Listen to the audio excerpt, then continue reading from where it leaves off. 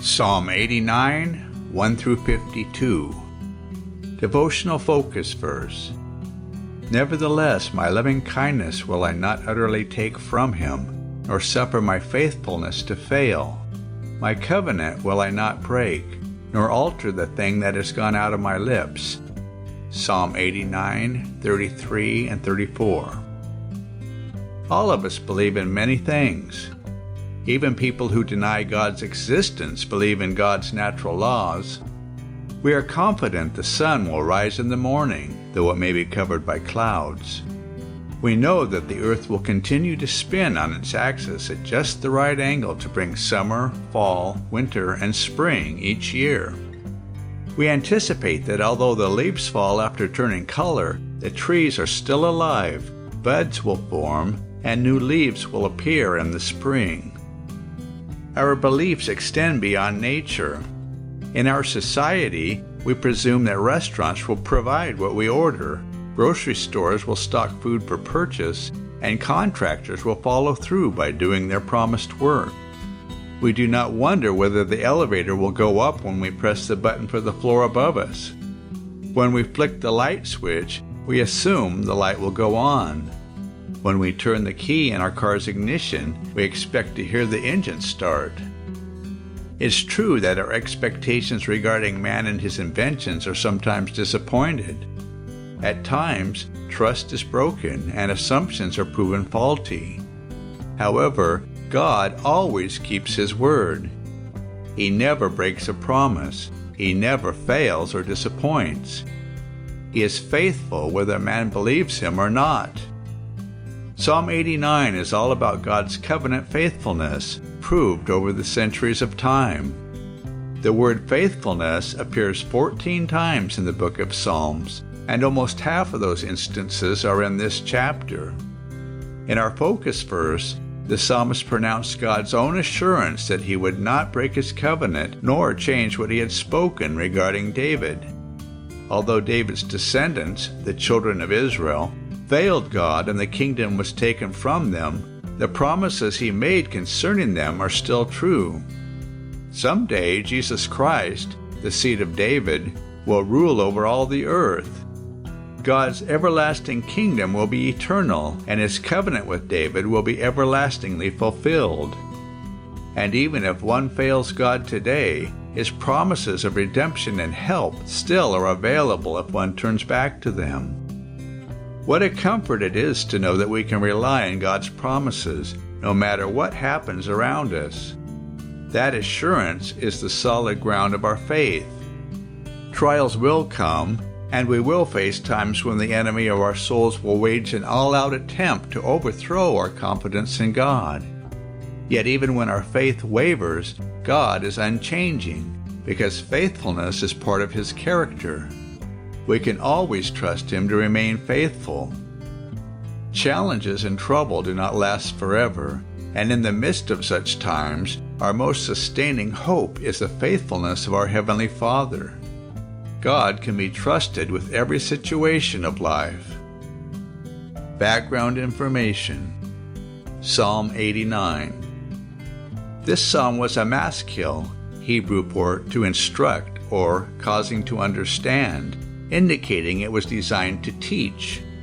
The final psalm in Book 3, it is attributed to Ethan the Ezrahite. Bible scholars offer various suggestions regarding the date and setting of its writing. Some propose that the psalmist's expression of grief over the perceived annulment of the Davidic covenant indicates that he composed the psalm during a time of captivity, such as after the fall of Jerusalem. Others suggest a period when the Davidic line was merely threatened and not dethroned. Whatever the date, commentators agree that this psalm is messianic, based upon its use in the New Testament in reference to Christ. See Luke 1:51 and Acts 13:22. The psalm is divided into 3 segments: a consideration of God's past blessings and promises to David, see verses 1 through 37, a lament over present circumstances and God's seeming abandonment, see verses 38 through 45, and a plea for God to once again honor His covenant with David, see verses 46 through 51. It concludes with a doxology of praise, see verse 52.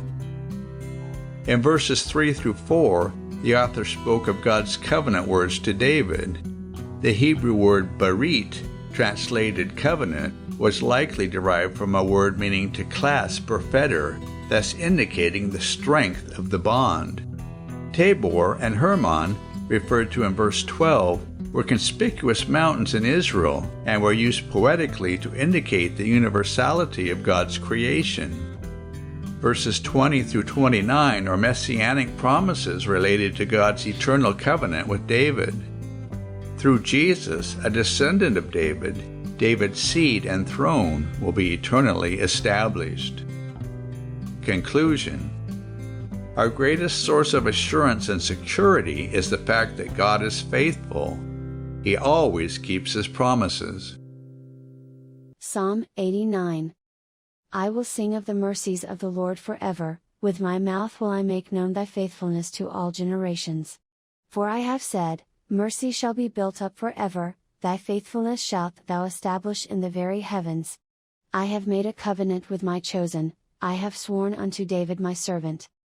Thy seed will I establish forever, and build up thy throne to all generations. Selah. And the heavens shall praise thy wonders, O Lord, thy faithfulness also in the congregation of the saints. For who in the heaven can be compared unto the Lord? Who among the sons of the mighty can be likened unto the Lord? God is greatly to be feared in the assembly of the saints, and to be had in reverence of all them that are about him. O Lord God of hosts, who is a strong Lord like unto thee? Or to thy faithfulness round about thee? Thou rulest the raging of the sea, when the waves thereof arise, thou stillest them. Thou hast broken Rahab in pieces, as one that is slain, thou hast scattered thine enemies with thy strong arm. The heavens are thine, the earth also is thine, as for the world and the fullness thereof, thou hast founded them. The north and the south thou hast created them, Tabor and Hermon shall rejoice in thy name. Thou hast a mighty arm, strong is thy hand, and high is thy right hand. Justice and judgment are the habitation of thy throne, mercy and truth shall go before thy face. Blessed is the people that know the joyful sound, they shall walk, O Lord, in the light of thy countenance. In thy name shall they rejoice all the day, and in thy righteousness shall they be exalted. For thou art the glory of their strength, and in thy favor our horn shall be exalted. For the Lord is our defense, and the Holy One of Israel is our King. Then thou spakest in vision to thy Holy One, and saidst, I have laid help upon one that is mighty, I have exalted one chosen out of the people. I have found David my servant, with my holy oil have I anointed him. With whom my hand shall be established, mine arm also shall strengthen him. The enemy shall not exact upon him, nor the son of wickedness afflict him. And I will beat down his foes before his face, and plague them that hate him. But my faithfulness and my mercy shall be with him, and in my name shall his horn be exalted. I will set his hand also in the sea, and his right hand in the rivers. He shall cry unto me, Thou art my Father, my God, and the rock of my salvation. Also I will make him my firstborn, higher than the kings of the earth.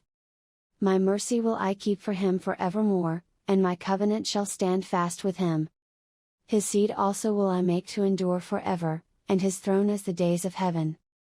If his children forsake my law, and walk not in my judgments, if they break my statutes, and keep not my commandments, then will I visit their transgression with the rod, and their iniquity with stripes.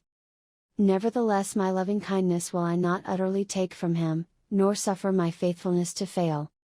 My covenant will I not break, nor alter the thing that is gone out of my lips. Once have I sworn by my holiness that I will not lie unto David. His seed shall endure forever, and his throne as the sun before me. It shall be established forever as the moon, and as a faithful witness in heaven. Selah. But thou hast cast off and abhorred, thou hast been wroth with thine anointed. Thou hast made void the covenant of thy servant, thou hast profaned his crown by casting it to the ground. Thou hast broken down all his hedges, thou hast brought his strongholds to ruin. All that pass by the way spoil him, he is a reproach to his neighbors. Thou hast set up the right hand of his adversaries, thou hast made all his enemies to rejoice. Thou hast also turned the edge of his sword, and hast not made him to stand in the battle. Thou hast made his glory to cease, and cast his throne down to the ground. The days of his youth hast thou shortened, thou hast covered him with shame. Selah. How long, Lord? Wilt thou hide thyself forever? Shall thy wrath burn like fire? Remember how short my time is, wherefore hast thou made all men in vain? What man is he that liveth, and shall not see death? Shall he deliver his soul from the hand of the grave? Selah. Lord, where are thy former loving kindnesses, which thou swarest unto David in thy truth? Remember, Lord, the reproach of thy servants, how I do bear in my bosom the reproach of all the mighty people. Wherewith thine enemies have reproached, O Lord, wherewith they have reproached the footsteps of thine anointed. Blessed be the Lord for evermore. Amen, and Amen.